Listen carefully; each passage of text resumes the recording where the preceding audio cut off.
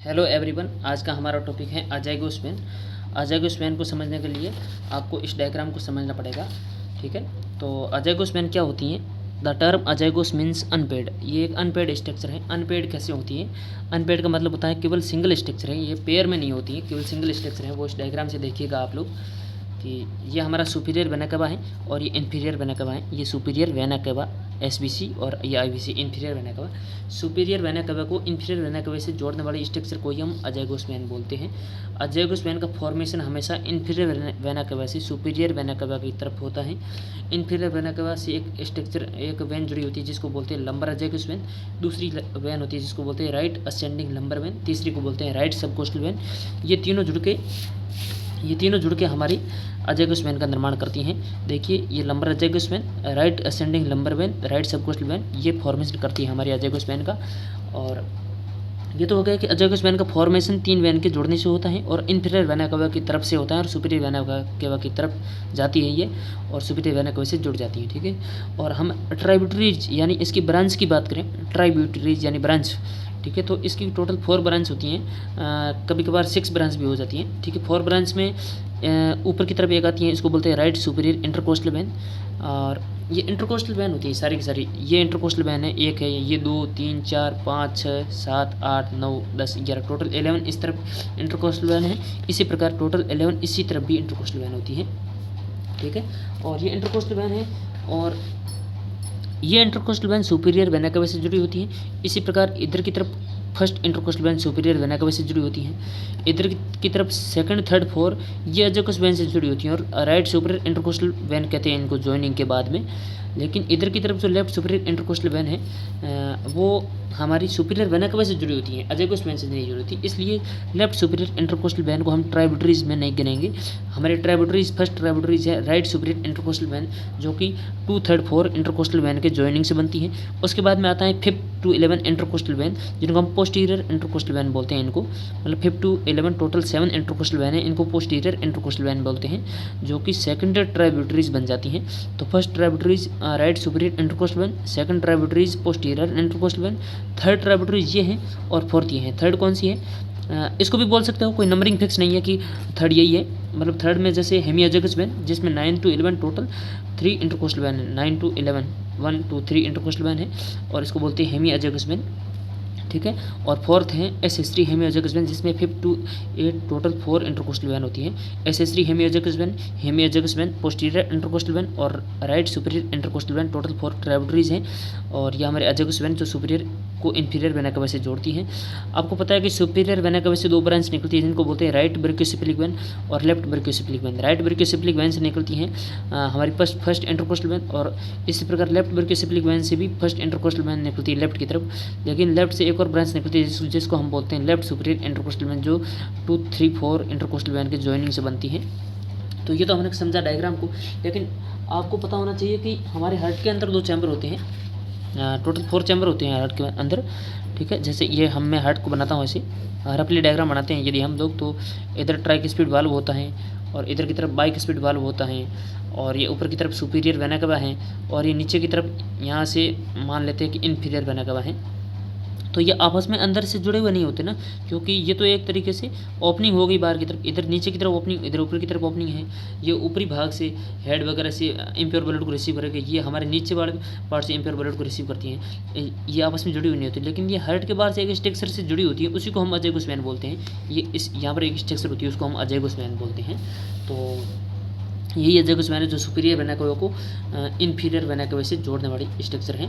ठीक है, तो ये तो डायग्राम में हमने समझा कि सुपीरियर वेना केवा और इन्फीरियर वेना केवा से जोड़ने वाली स्ट्रक्चर को हम अजाइगोस वेन कहते हैं। अब इसके फीचर्स की बात करते हैं। फीचर में हमने बताया कि ये अनपेयर्ड स्ट्रक्चर है, केवल एक ही अजाइगोस वेन है, 2 नहीं होती हैं, पेयर में नहीं होती, केवल सिंगल होती है। The term azygos means unpaired, ये अनपेड है। It form important channel connecting the superior vena cava and inferior vena केवा, कि सुपीरियर वेना केवा और इन्फीरियर वेना केवा को जोड़ने वाले चैनल का निर्माण करती हैं। अजाइगोस वेन ड्रेन करती हैं thoracic wall and upper lumbar region से इम्प्योर ब्लड को ड्रेन करती हैं, यानी वापस लेती हैं। और अब देखते हैं कि अजाइगोस वेन का फॉर्मेशन मैंने बताया कि 3 वेन के जोड़ने से होता है। ठीक है, फर्स्ट है लंबर अजाइगोस वेन, सेकंड है right ascending lumbar vein, third है राइट सबकोस्टल वेन। ठीक है। तो union of lumbar azygos vein, right subcostal vein and right ascending lumbar vein. अब इसके कोर्स यानी रास्ते की हम बात करते हैं। तो azygos vein enter the thorax by passing through the aortic opening of diaphragm. आपने जब डायफ्राम पढ़ा था तो डायफ्राम के अंदर आपने 3 लार्ज ओपनिंग देखी थी। डायफ्राम के अंदर 3 लार्ज ओपनिंग, ठीक है, जिसमें आपने फर्स्ट देखी वेनाकेबल ओपनिंग, सेकंड इसोफेजियल ओपनिंग और थर्ड आपने देखी होगी ओर्टिक ओपनिंग। ओर्टिक ओपनिंग होती है उससे गुजरता है ओर्टा, अजाइगस वेन और थोरेसिक डक्ट। और अब देखिएगा कि हमारी जो ओर्टिक ओपनिंग है वो T12 थोरेसिक वर्टिब्रल लेवल पर है और वेनाकेबल ओपनिंग है वो 8 थोरेसिक वर्टिब्रल लेवल पर होती है और इसोफेजियल ओपनिंग होती है वो 10 थोरेसिक वर्टिब्रल लेवल पर होती है, ठीक है। तो हम तो अभी अजाइगस वेन पढ़ रहे हैं जो कि ओर्टिक ओपनिंग के साथ में हमारे थोरेक्स में प्रवेश करती हैं एब्डोमेन से। तो इससे ओर्टिक ओपनिंग से ओर्टा गुजरता है, अजाइगस वेन गुजरती है, थोरेसिक डक्ट गुजरती है। तो ये होता है 12 थोरेसिक वर्टिब्रल लेवल पर होती है, मतलब 12 थोरेसिक वर्टिब्रल लेवल पर ये थोरेक्स में इंटर करती है हमारी अजाइगस वेन। इसके साथ में ये साथ में ओर्टा और थोरेसिक डक्ट के साथ में इंटर करती है। तो हम कोर्स पढ़ रहे हैं, रास्ता पढ़ रहे हैं मतलब। तो इसमें क्या है कि azygos vein enter the thorax by passing through the aortic opening of diaphragm. Aortic opening of diaphragm मतलब T12 थोरेसिक वर्टिब्रल लेवल की बात हो रही है। T12 वर्टिब्रल लेवल पर ये हमारी थोरेसिक डक्ट और ओर्टा के साथ में अजाइगस वेन थोरेक्स के अंदर एंटर करती है। Then ascend up to 4 thoracic vertebra. इसको आप एक और डायग्राम से देखिएगा कि इसने बोला कि 12 थोरेसिक वर्टिब्रल लेवल पर ये थोरेक्स में प्रवेश करती है और 4 थोरेसिक वर्टिब्रा तक जाती है। आपने ये डायग्राम देखा होगा, ये भी एक तरीके से हमारी इस डायग्राम को आप ऐसे कर दीजिएगा। तो इसको आप नाम दे दीजिएगा ओर्टिक ओपनिंग।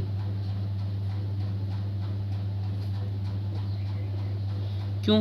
क्योंकि aortic opening T12 thoracic vertebral level पर होता है और उसे अजाइगस वेन थोरेसिक डक्ट और ओर्टा गुजरता है। तो ये तो क्या है, डिसेंडिंग थोरेसिक ओर्टा, ये ओर्टा है और ये थोरेसिक डक्ट है और ये अजाइगस वेन है। तो तीनों गुजर गई, तो ये ओर्टिक ओपनिंग हुई, मतलब T12 थोरेसिक वर्टिब्रल लेवल पर होती है। लेकिन यहाँ पर डायफ्राम होता है, डायफ्राम के अंदर 12 थोरेसिक वर्टिब्रल लेवल पर ओर्टिक ओपनिंग होती है, जिस ओर्टिक ओपनिंग से अजाइगस वेन थोरेसिक डक्ट और ओर्टा गुजरता है। तो ये अजाइगस वेन है, ये थोरेसिक डक्ट है और ये ओर्टा है, ठीक है।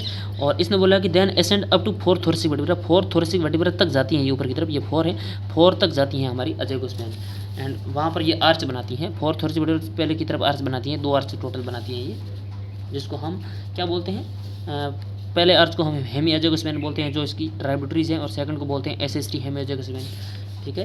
तो हम कोर्स पढ़ रहे हैं। तो azygos vein enter the thorax by passing through the aortic opening of diaphragm. Course के अंदर मेनली लाइन ये लिखनी होती है। उसके बाद में ये भी लिख सकते हो कि then ascend up to 4 thoracic vertebra, 4 thoracic vertebra तक जाती हैं, where it arch forward over the root of the right lungs and by joining the posterior aspect of the superior vena cava before it pierce the pericardium. ये भी देख सकते हो आप लोग।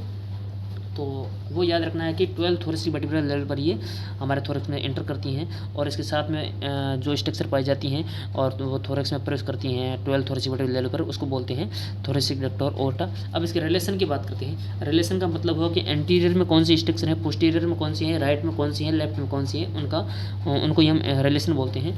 तो रिलेशन देखने के लिए आपको पता है कि आपने मीडियस्टिनम देखा होगा, मीडियस्टिनम वाला डायग्राम, कि ये आपने पोस्टीरियर मीडियस्टिनम का रिलेशन निर्धारित करते टाइम, रिलेशन देखते टाइम आपने ये वाला डायग्राम याद किया होगा। और ये याद करना होता है क्योंकि मीडियस्टिनम से 10 नंबर का क्वेश्चन आता है, तो डायग्राम बनाना नहीं पड़ता आपको। और ये है नीचे की तरफ मिडल मीडियस्टिनम और ये ऊपर की तरफ सुपीरियर मीडियस्टिनम। तो ये डायग्राम इसमें आपको सबको याद है क्योंकि इसमें तो 2 मीडियस्टिनम साथ में आ जाता है, सुपीरियर मीडियस्टिनम और इन्फीरियर मीडियस्टिनम। और इसमें आपको पता है कि अजाइगस वेन ये यहाँ पर है और अजाइगस वेन के आगे, ऊपर नहीं आगे एंटीरियर में इसोफेगस है और इसके लेफ्ट, ये लेफ्ट है और ये राइट है, ठीक है। लेफ्ट में थोरेसिक डक्ट है, राइट में कुछ नहीं लिख रहा है, एंटीरियर में इसोफेगस है, ठीक है। तो 2 रिलेशन तो हो गए कि एंटीरियर में इसोफेगस है और लेफ्ट में थोरेसिक डक्ट है, ठीक है। एंटीरियर में इसोफेगस हो गया और लेफ्ट में थोरेसिक डक्ट, ठीक है। अब पोस्टीरियर में क्या होगा कि आगे की तरफ तो इसोफेगस है। आपको पता है कि हमारी गर्दन के अंदर इसोफेगस से ट्रेकिया है और हमारी और वर्टिब्रल कॉलम होता है, और उसके अलावा तो वो नर्व वगैरह होती हैं, वेसल्स है, मतलब आर्टरी है, वेन, वही होती हैं और कुछ नहीं होता है। और कुछ फैटी टिश्यू पाए जाते हैं। तो इसका मतलब पीछे क्या बचा कि ओर्टा भी आ गया, ट्रेकिया भी आ गया, अजाइगस वेन भी आ गई। तो इसका मतलब पीछे रहा कि हमारी वर्टिब्रल कॉलम बचा। वर्टिब्रल कॉलम ही बचा है, तो इसका मतलब हम बात कर रहे हैं थोरेक्स की, तो थोरेसिक वर्टिब्रा रही होगी। अब थोरेसिक वर्टिब्रा में भी कौन सी वर्टिब्रा रही होगी, वो आपने पीछे डायग्राम देखा था कि ये 12 थोरेसिक वर्टिब्रल लेवल पर अंदर प्रवेश करती हैं और 4 तक जाती हैं। 12 से प्रवेश करती हैं थोरेक्स में और 4 तक जाती हैं। 4 तक जाती है मतलब हम 5th से गिनती स्टार्ट करेंगे, 5th से 12 तक टोटल 8 थोरेसिक वर्टिब्रा हुई। तो हम इसको ऐसे बोलेंगे कि लोअर 8 थोरेसिक वर्टिब्रा पोस्टीरियर में होती है, अजाइगोस्पेन के पोस्टीरियर में लोअर 8 थोरेसिक वर्टिब्रा होती है। तो हम रिलेशन में क्या देखेंगे, एंटीरियर में इसोफेगस, लेफ्ट में थोरेसिक डक्ट और पोस्टीरियर में लोअर 8 थोरेसिक वर्टिब्रा, क्योंकि ऊपर वाली थोरेसिक जो 4 थोरेसिक वर्टिब्रा है वहाँ तक अजाइगोस्पेन जाती नहीं है। और राइट में क्या होगा, अब लेफ्ट में थोरेसिक डक्ट है, राइट में कुछ नहीं बचा, तो राइट में हम थोरेक्स पढ़ रहे हैं, तो थोरेक्स के अंदर क्या होगा, थोरेक्स में क्या होगा, थोरेक्स में राइट लैंग्स एंड प्लूरा होगा। मैंने आपको पहले बताया था कि हम गर्दन की बात नहीं कर रहे हैं, हम थोरेसिक पार्ट की बात कर रहे हैं, सॉरी। तो थोरेसिक पार्ट की बात कर रहे हैं, तो आपने उस डायग्राम में देखा होगा कि ये वाला पार्ट की बात कर रहे हैं, तो हमारा पूरा थोरेक्स की बात कर रहे हैं हम लोग, क्योंकि गर्दन में ओनली ऊपर वाली वर्टिब्रा ही होती हैं। तो T5, T6, T7, T8, T10, T12 ये हमारे थोरेक्स में आ जाती हैं। तो इसके आगे इसोफेगस आ जाएगा और पीछे की तरफ वर्टिब्रल कॉलम आ जाएगी, जिसके अंदर ओनली लोअर 8 थोरेसिक वर्टिब्रा होती हैं, अपर वाली नहीं होती हैं। और इसी प्रकार ठीक है, एंटीरियर में इसोफेगस है, पोस्टीरियर में लोअर 8 थोरेसिक वर्टिब्रा है, राइट में राइट लंग्स एंड प्लूरा है। जहाँ पर कुछ नहीं है तो वहाँ पर यदि थोरेक्स की बात हो रही है तो प्लूरा यानी लंग्स तो आएंगे ही आएंगे, क्योंकि थोरेक्स की बात हो रही है।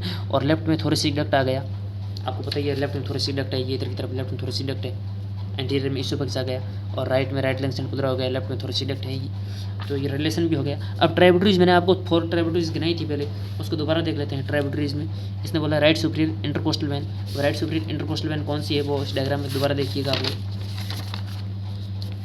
ये वाला डायग्राम देख लेते हैं आप लोग, ठीक है। फर्स्ट ट्राइब्यूटरीज उसने बताई है राइट सुपीरियर इंटरकोस्टल वेन, तो ये है राइट सुपीरियर इंटरकोस्टल वेन जो second, third, fourth intercostal vein के जॉइनिंग से बनती है। सेकंड ट्राइब्यूटरीज है पोस्टीरियर इंटरकोस्टल वेन है, हमने यहाँ पर बताई है, तो इस डायग्राम में वहाँ पर इसने कौन सी बताई होगी, ठीक है। First tributaries right superior intercostal vein है, form by union of second, third, fourth posterior intercostal vein. इसने बोला कि 2, 3, 4 पोस्टीरियर इंटरकोस्टल वेन के जॉइनिंग से बनती है, यूनियन से बनती है, ठीक है, सही है। 2, 3, 4 पोस्टीरियर इंटरकोस्टल वेन के जॉइनिंग से राइट सुपीरियर इंटरकोस्टल वेन बनती है, ये फर्स्ट ट्राइब्यूटरीज हो गई। सेकंड है 5th to 11 right posterior intercostal when, ठीक है, ये पोस्टीरियर है और राइट की तरफ है तो राइट नाम दे सकते हो आप, ठीक है। Right posterior intercostal when 5th to 11 total 7 posterior intercostal vein है, तो ये हो गई सेकंड ट्राइब्यूटरीज कौन सी हो गई, posterior intercostal when, right posterior intercostal when 5th to 11 right posterior intercostal when, ठीक है। फर्स्ट है right superior intercostal when, second है 5th to 11 right posterior intercostal when. अब थर्ड कौन सी, हेमियोजगस वेन, तो ये रही हेमियोजगस वेन, तो थर्ड ट्राइब्यूटरीज ये होगी हेमियोजगस वेन, जो कि 9 to 11 हमारी इंटरकोस्टल वेन के जॉइनिंग से बनती है। हेमियोजगस वेन लेवल ऑफ लोअर, हाँ लेवल और देख सकते हैं आप लोग कि इसने बोला कि hemiazygos vein level of lower border of 8 thoracic vertebra. Hemiazygos vein ये है हमारी 8 इंटरकोस्टल वेन है और ये 9 इंटरकोस्टल वेन है, और इन इंटरकोस्टल वेन का जो नेमिंग होती है, नोमेनक्लेचर होती है, वो हमारी थोरेसिक वर्टिब्रल लेवल के आधार पर होती है कि ये 1 है तो इसका मतलब यहाँ पर T1 थोरेसिक वर्टिब्रा है, इसलिए इसका नाम T1 फर्स्ट इंटरकोस्टल वेन है।